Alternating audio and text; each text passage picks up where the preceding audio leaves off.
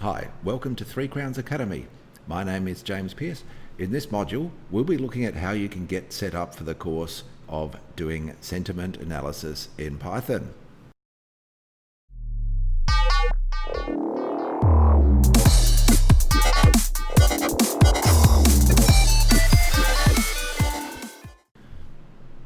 Hi, in this module, we'll be looking at all the bits and pieces you need to do your analysis for this course.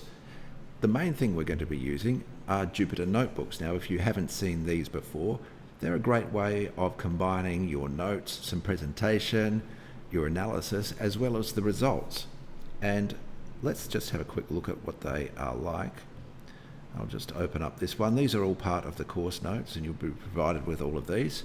So here I'm opening one up, which is exploring the Amazon product data. And you can see here we've got some nice stuff laid out. And then we've got some code, we've got results, and in some of them we have pictures and tables and other things. So there's a lot you can do in these sorts of things. And I'll just show you how we might even fire that up. I've given you a guide on how to do this, getting started with Jupyter notebooks, and I've provided that to you as a Jupyter notebook. So that's what I want to have a look at on firing this up. So all you do is click the Jupyter notebook, and it's got a whole heap of information on what you need to do. Oops. Whole heap of information on what you need to do, and you can run through that and learn a bit about the Jupyter notebooks. And you can see if I click here, I can see a different sort of format, and this is known as Markdown. And Markdown is pretty cool. Markdown is a way of formatting plain text that can be rendered up into something that looks nice with bold and highlighting and all sorts of other things. And to help you understand this if you haven't seen it before, I've included a getting started with Markdown document, and I've made that in Markdown, which is what you can see here on the left, where text is formatted in a certain way, and then on the right how this has been formatted out into a PDF. So you can have a look at that, learn a bit more about Markdown on your Jupyter notebooks. The next thing we need to do is to be able to run the Python that we're using for this course.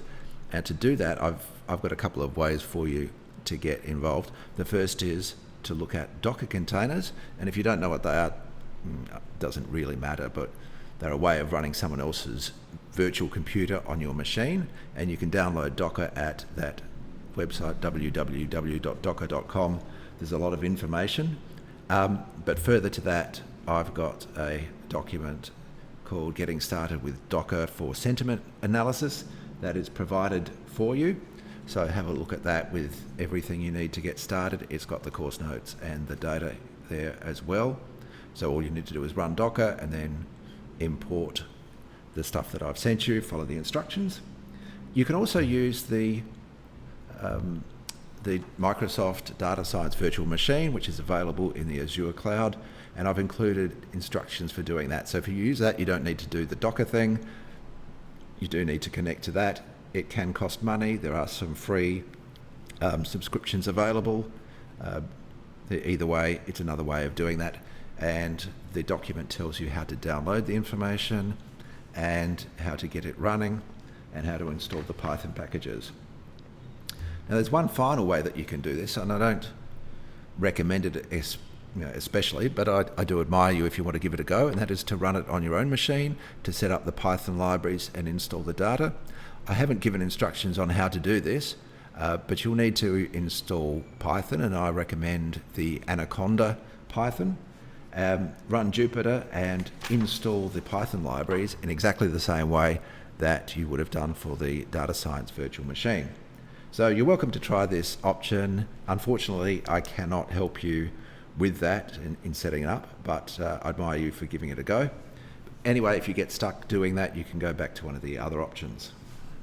In our next module, we'll be looking at how to import the data and actually run some analysis on the words that we see in the reviews. We're looking at Amazon product data, and I'm sure you'll find it interesting and educating.